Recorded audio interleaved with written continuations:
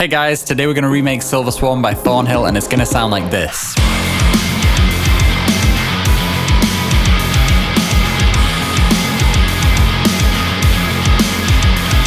Alright guys, I've had so many Thornhill requests, so we're finally doing it. This is probably my favorite metal album of 2025 and definitely my favorite guitar tone of 2025. This band is so creative, so unique, and pulls from so many different influences, so let's jump in today and explore what makes Thornhill sound the way they do, from the euphoric synths and effects, to the crushing guitar tones, to even some sneaky little tricks that you probably haven't even picked up on. But just before we get started, if you want the ultimate guide from me on the entire process of making a track, you can check out my Modern Metal Pro course in the description. It's now over 8 hours of me just sharing all the best secrets that you don't see on the channel and guiding you through every step of the process. So go check that out. But with that being said, let's dive in, and I want to start by programming just the main drum part because we're going to bounce these out to use in the intro. You'll see in a second. So we want a kick, a crash, and then it's actually going to be mostly closed hi-hats. Something like this. Okay, we're going to properly talk about drums in a bit, but right now I'm just going to bounce that out as a new piece of audio. Okay, so here's my drum audio. I'm going to start by just cutting this off right before it drops because that's what it does. And then we're going to have some filter automation. So I've just set up this low pass and we're just going to drag this like something like this. So the filter is gradually letting go. And let's also run this through Tone Booster. In Cubase, this is basically just a filter. We can boost like some low mids with it basically.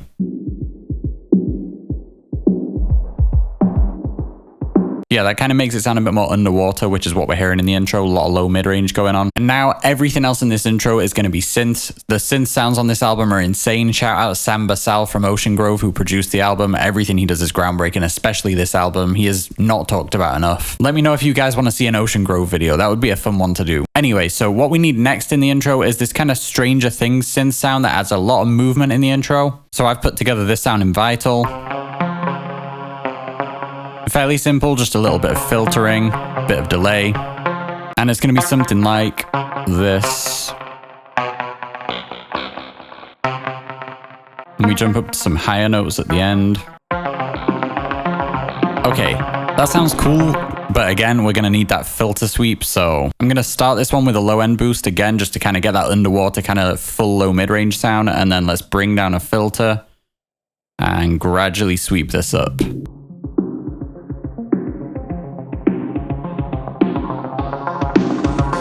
Okay, so you're probably sensing a theme. Everything in this intro is kind of swelling towards that drop, but just not in a conventional way for a metal track. We've got these synth sounds, these underwater drums. It's really unique. And that's going to carry on. We have another synth sound here that's going to add movement. So again, kind of 80s sounding, I would say. Kind of dreamy, ambient 80s synth.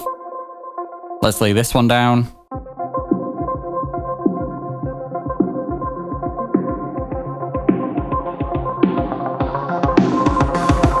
And once again, we want to have that filter swell, so let's draw that in, just like this. Okay, so it's starting to come together. We've got all the movement in the intro now. But we need those big chords, so I'm going to use Farlight. I'm using this preset and a whole effects chain of reverb, delay, some filtering to just get this dreamy atmosphere. Let's lay this down.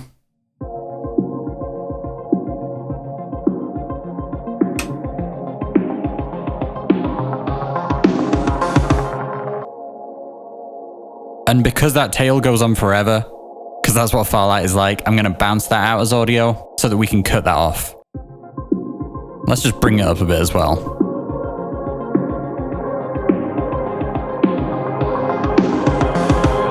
So that's our dreamy intro, and there's nothing too crazy going on melodically or harmonically there. It's just, you know, basic chords and stuff. But it's the sonic characteristics of that intro that make it so special. It's like such euphoric sounds that they've put together. And that's the word I find myself using a lot with this album, euphoric and dreamy. It's like when they're not focused on brutal guitar sounds, they're creating these otherworldly, really euphoric like synths and effects. I love that metal is really moving past the era of using synths for like evil and dissonant sounds, and instead just treating the whole track as kind of a sound design experiment and like pairing modern heavy guitars and drums with these beautiful synths that just take you to a different place as a listener. All right, and just before we drop it and get heavy, there's actually one more little element hidden in the intro and all throughout the main riff that you probably haven't noticed in the track. I'm going to use the big 80s kit in Cubase because it's basically just 80s synth pop drum machine kind of sounds, this kind of quick. See if you can hear it under his voice just before the drop, this kind of ping pong effect with these drums. And there might be a little kick. Okay, we're going to leave it there like that for the main riff. We'll come to that in a bit. But right now I'm going to bounce this out for the intro because we, of course, are going to automate this filter. See if you can hear it.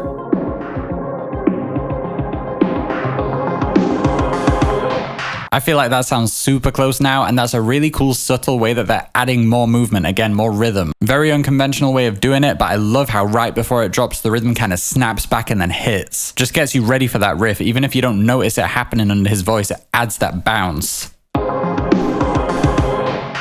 You're ready for it to drop. And yeah, that carries on throughout the riff, but we'll look at that after we've tracked it, which we're going to do now. And firstly, we need the drums, which we already programmed so that we could bounce them out for the intro. And bro, I love the drum sound in this track. Insane drum mix, very difficult to emulate. And so to get as close as possible, we basically have a Franken kit here. So I'm using Modern and Massive 2 for everything but the snare. But then I'm using this brass snare from the Gojira kit by Mixwave, because I just could not get close to the sound without using that. This snare just sounds huge, has so much weight to it and cuts through the mix. I just couldn't find something like that with anything else. And I'm just carving out some mid-range, so we're losing some of that like poof and just getting the clear big snare that we want. And even though the drum sound is huge, the drum beat is really quite simple. This band is definitely all about feel, all about vibe, all about getting you moving. There's not a lot of showing off. It's just about the energy and supporting that guitar riff with this drum part. Very new metal drum beat on its own, really. And let's just talk about these hi-hats. Because Thornhill is a very hi-hat focused band, and usually that would mean it's kind of more chill than if you're on the crashes, but Thornhill's music has that energy, and that's because this isn't just a typical hi-hat sound. It's really heavily processed, and to me it almost just sounds like this bit crushed white noise. It's kind of acting as a crash on top of everything else in the mix, rather than just kind of sitting there like a hi-hat usually would. It's really, really crisp, so I'm doing a lot of different things to get that. The main keys is that I'm using Decapitator and kind of filtering it just to the frequencies that I want, boosting the tone so it's very, very bright. I'm using this free Bit Crusher plugin, which is adding more of that crisp digital kind of distortion in the high end. And then of course using Fresh Air to boost a lot of that high end. So if I turn those three things off and then on, really cool how it's still like a kind of chill hi-hat groove, but it has that energy and it just sounds so intense. Again, a very unconventional thing for a metal band to do, like pretty much closed hi-hats in this super heavy song. Like that kind of makes it just a rock drum beat rather than super heavy metal, but they make it work. They pull all these different influences together to get that unique Thornhill sound. Okay, so that's the drums, and now we need the most overlooked part of the body's sound, bass. Bass is always the most overlooked thing. Now, Thornhill is definitely not a gent band, but they have very genty guitar tones, and the thing with genty guitar tones is they don't work unless you've got a really good genty bass tone under it. That's super gnarly, playing with a pick, metallic, grinding high mid-range sound. That's what we need. This album has the nastiest bass tone sitting back there behind the guitars, in the same octave, I'm pretty sure, but just giving it that bassy power. So I feel like I've got something really close here, and we're just going to lay it down. It's just going to follow exactly what the guitars do.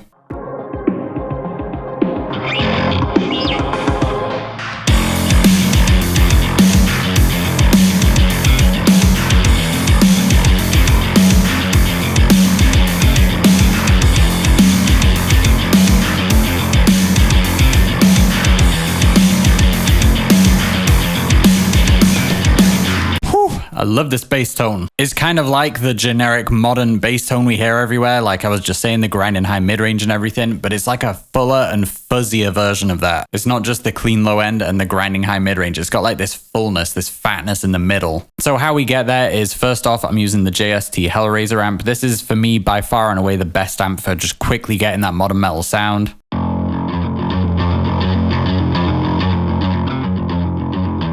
But but I'm keeping it kind of low gain and just boosting this clank knob. I think this is a boost around like 1 to 3K, which is what we need. That's where that metallic mid-range is. And then in front of that, for that modern high mid-range distortion that we need, I'm using dark glass. You probably would have guessed. So we've got a lot of high mids here. That really shapes the tone and almost gives us what we need. Like, that's kind of the generic modern metal bass tone done. Maybe we turn this a bit.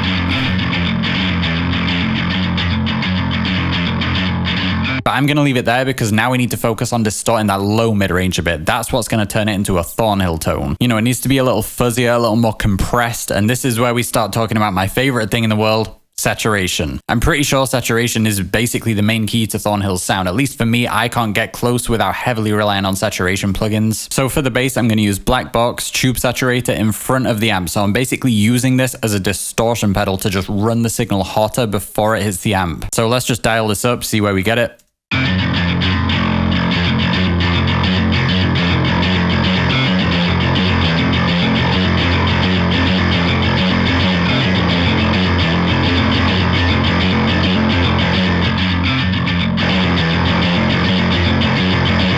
Let's check it out in the mix. See how it works with the drums.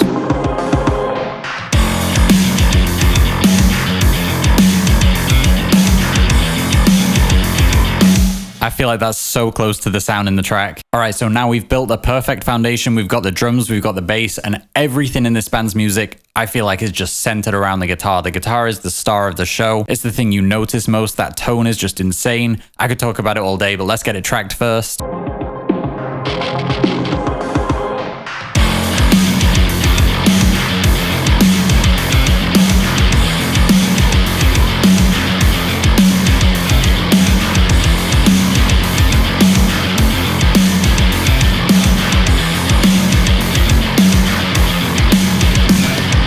It's sounding good. Let's get it on the right.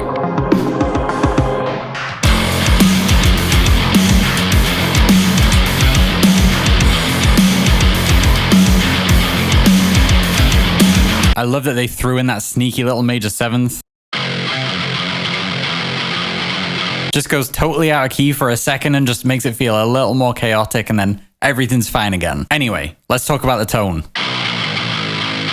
So firstly, if you haven't seen it already, you may want to check out my Loathe/Thornhill tone tutorial video. That's a deeper dive on the fundamental principles behind this kind of guitar tone, but as far as specifically nailing the tone in this song and on this album, here's all the secrets I've figured out. So firstly, we want an aggressive sounding amp. I'm using Archetype Gojira, and just keeping the gain nice and low. That's an important step because we want to retain that clarity, that pick attack. This can't just get destroyed with distortion. It's a very, very heavily distorted tone, but not from this. And then in front of that, I'm using this distortion here. So not the overdrive. This, I think, is modeled on a Proco Rat, which is much more of a fuzzy sound than like a tight tube screamer sound. We don't want that. And again, I'm using it very subtly. We're just using a bit of distortion. So I'm not losing the clarity, but just getting a bit more of that grinding distortion that we want. You hear how that's like compressing the tone, filling it out? That's very Thornhill. But we still have a long way to go before this really has the sound that we need. And I should just mention before we do more processing, I'm using my Schecter here that's in drop A. I have an Ibanez back there that's in drop F, the tune-in for this song, but that has an 80 gauge string on the bottom. And I find when you get above like 72, 74, you lose that attack, that springy pick attack in the string. It's very hard to get it from a thicker string. So I actually find I'm getting a better sound with this guitar in drop A and just pitching it down here in Archetype Gojira. Obviously, it's not a problem to tune to drop F, but I would just say use the lightest strings you can if you want to really get this sound. It's got to have that bounce in the string. That is everything. And to emphasize that bounce even more, I'm using the SS11X preamp in front of the amp. I use this thing so much it's not even funny, but listen to what this does to the tone. Listen to that pick attack, how it bounces.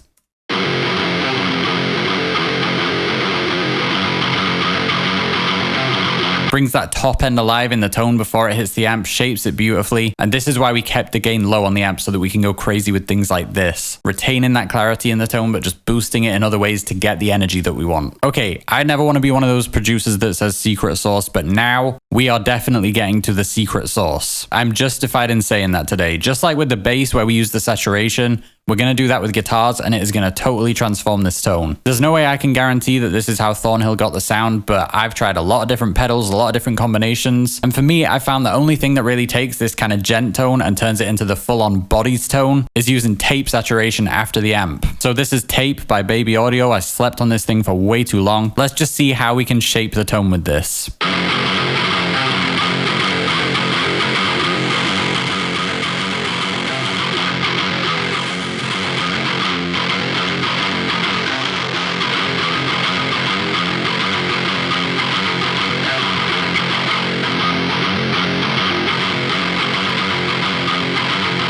I don't know about you, but for me, that is the key. Like, it's messy, it's gnarly, it's nasty. That's the Thornhill. Like this, it's too refined, it's too shaped. This just chews up the guitar tone, which is what I'm hearing in the original. It sounds like it's come out of the amp and then something's mangled it up before we're actually hearing it.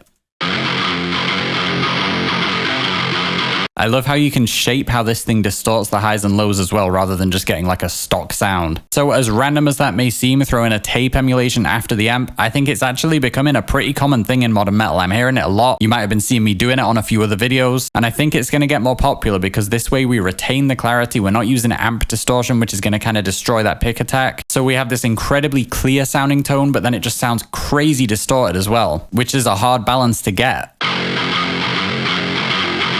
And it just feels more dangerous. It's untamed. It's not just like perfectly shaped by the amp and the cab and then sent to your ears. It's got this kind of wild distortion after it. And what's crazy about that for me is that it is super modern. It's groundbreaking, but then it's also very vintage. Like in the 60s, if you wanted more distortion on something, you just overload the tape machine a little and get that tapey saturation. Just amazing. These guys are way ahead of the curve. I think we're going to see this kind of thing a lot more in metal. Anyway, then we have more processing, just shaping the mid-range a little bit. This is a very shaped tone, so I'm doing like pretty surgical EQ.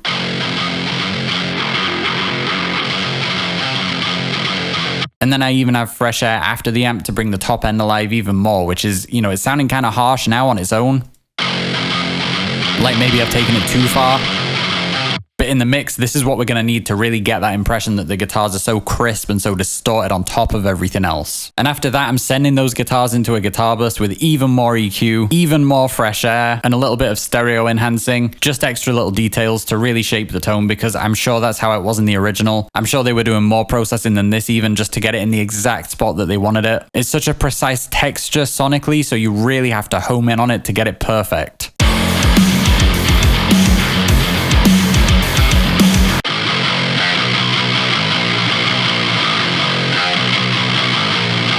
So there's your guitar tone, but we're not done yet. We want these kind of doomy sounding lead octaves on top of it. Let's lay that down now.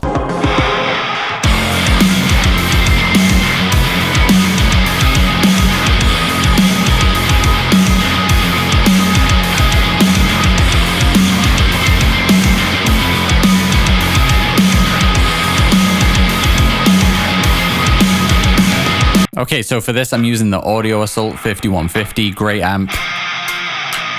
And after that, I'm using Transit 2 for some effects. It's hard to tell exactly what's going on in the original because it sounds like a bunch of effects all used like very subtly. So that's just what I'm doing. A bit of chorus, a bit of distortion, stereo spread, bit crusher, reverb. So we're just blending those a little bit to just make it sound kind of weird and harsh. And in the mix, that just sits on top of everything, adds a bit more dimension. And listen to this guy now as well. See if you can pick that out in the mix. Now you've seen this, you're probably going to hear that every time you listen to the song now. I don't know if that's a good thing or a bad thing.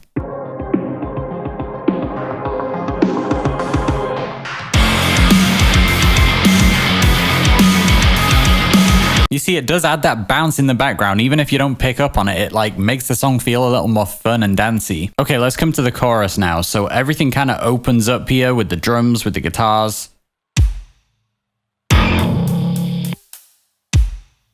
We get a little offbeat with the kicks, and it's going to be crashes this time rather than hats.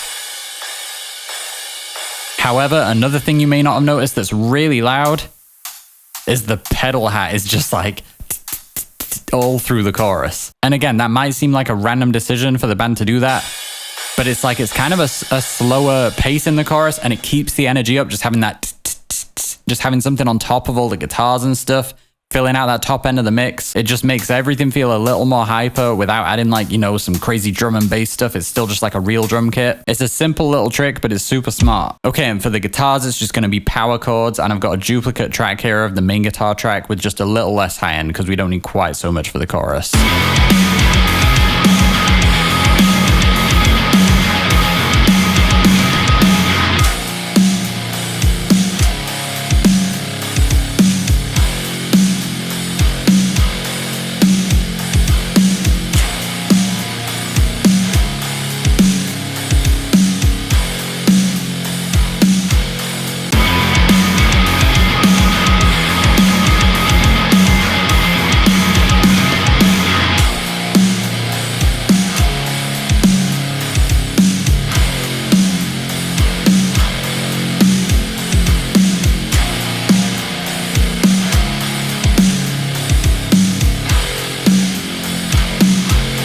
How does this band groove so hard? How do they do it? It sounds so huge and so heavy, but just so fun and like bouncy. Crazy chorus. When a band can do something this simple and it's that good,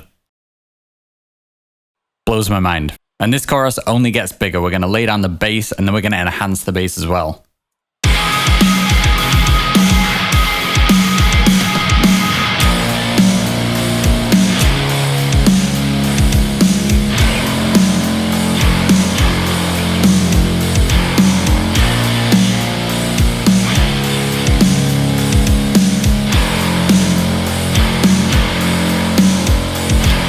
Can you guys tell I love Thornhill? This song is ridiculous. Okay, and in the chorus, it sounds to me like maybe they've reinforced the bass with an 808 or something because the low end is huge. So I've made this 808 type of sound in Vital.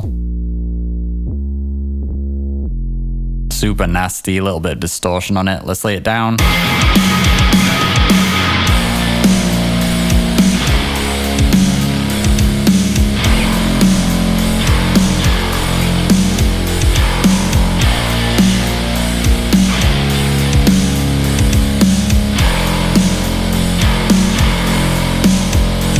I feel sorry for everyone listening through a phone because that sounds huge in headphones. Nasty. Okay, and finally for the chorus, you remember this guy from the intro? That makes a return or a very similar sound in the chorus, so it's going to be like this.